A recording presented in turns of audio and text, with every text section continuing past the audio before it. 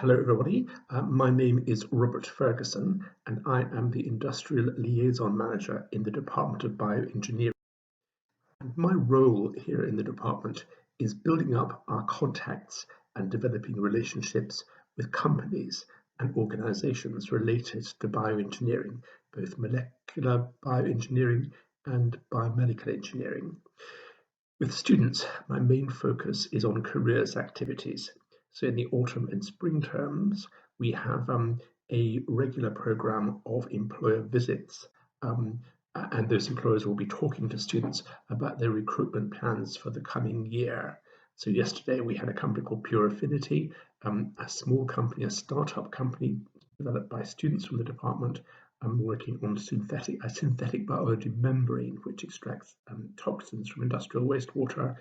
And on Friday, we have a company called EG Technology, which develops medical technologies on behalf of large and small companies around the world. I also work with students on internship opportunities and graduate opportunities and finding year in industry placements if year in industry placement is of interest to you.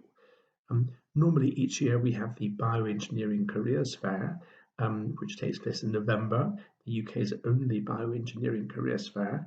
Unfortunately, it didn't happen this year because of COVID, but it will run again in 2021.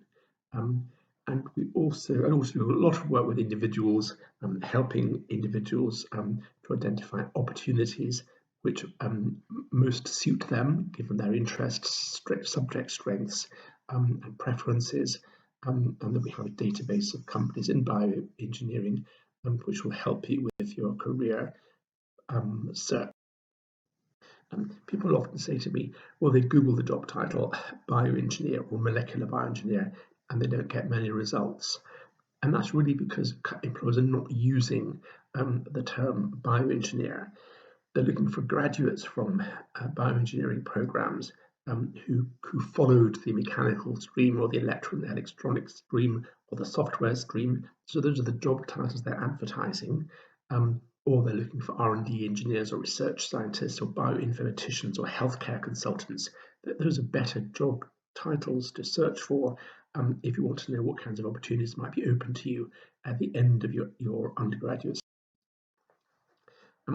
I've put a number of company logos here in this slide. These are companies who our students are working for, have worked for, or have completed internships with. And if you look at those logos, then I'm sure there are some companies which you will recognize, GSK, for example, and Philips. But many of the companies operating in the world of bioengineering are smaller companies, and are not necessarily brand names that you're familiar with. Unless you happen to be an orthopedic surgeon, then you would have heard of Dupuis or Stryker. So these are small-ish, medium-sized companies, but they can offer a very, very interesting range of opportunities for people. On one side of the screen, we have Zimmer Biomet, Dupuis, which are the world's leading manufacturers of orthopedic products. And then we have Osser and Otterbock, who produce prosthetic devices for lost or missing limbs. And then we have companies operating in the drug development and drug delivery world. And then imaging companies, and I'm sure most of you will have had a medical image taken at some point in your lives. And some of the big players in that field would be Philips or Canon or GE Healthcare. And then there are very small companies operating in that world as well, like Adaptix, which is a new kind of portable X-ray machine. For molecular bioengineers, then I put some logos here on the board of companies which might be of interest to you. So Cambridge Cancer Genomics, small company which uses machine learning and AI to track the progress and effectiveness of cancer therapies for individual patients. Illumina, which is a genomics company analyzing genomics data about individuals or about population groups. Oxonics, a small company from Oxford, which uses ultrasound and microbubbles to deliver cancer drugs to solid tumors. And these are Evonetics, growing very rapidly. They recently employed couple of our graduates, and they produce technologies which are used in the genomics field. Some other companies here, such as Dolomite, which produce microfluidics devices used in the healthcare industry, and some of these patient record systems. Cerner and Sectra both gave talks to our students earlier in the term about their recruitment plans, and they work in the world of medical records. Sectra specializing in medical records for imaging technologies. Medical images can be very big files, so how do you transport those files within the hospital and make them readily available and accessible to clinicians, and how do clinicians best understand the images they're seeing? In Cambridge, there's a cluster of engineering consultancies, so a unique cluster in the world. There's about 16 of these companies. I put some of their logos there on the board: Team Consulting, PA Consulting, and they employ engineers and life scientists to develop products for large and small companies around the world, and much of their work focuses on medical technology. So a company like Team Consulting only work in the medical technology sector. As each year, some of our students will go into life science consultancy with companies like Dialis. And what they do is they advise pharma companies and medtech companies on the market for proposed new products. So what price can you sell your new drug or new device at? What's the competition? And what's the global market and demand for your compound or your device? So lots of interesting opportunities to work to use your science or your engineering skills in a very productive, very interesting way with companies around the UK and around the world. But apart from that, each year a number of our students will decide that they really enjoy the subject of bioengineering, they've got very good results, but they don't want to be engineers or scientists. So they leave us and they get graduate training programs, possibly with these companies, the investment banks like Goldman Sachs, who I'm sure you've heard of, Credit Suisse, or they're working for as management consultants or tax specialists for PwC or Deloitte or EY.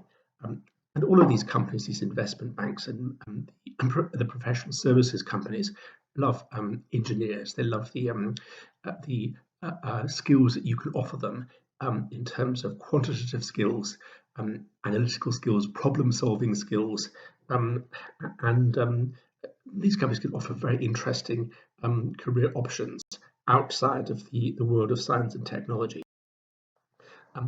So quite a lot of you will develop good software skills whilst you're with us. And some of these companies here could employ you. So in the middle of the screen, I put a company called Humanizing Autonomy, small company, and they work on using artificial intelligence to make self-driving vehicles safer in the way that they interact with pedestrians or cyclists or other traffic. So a very interesting company.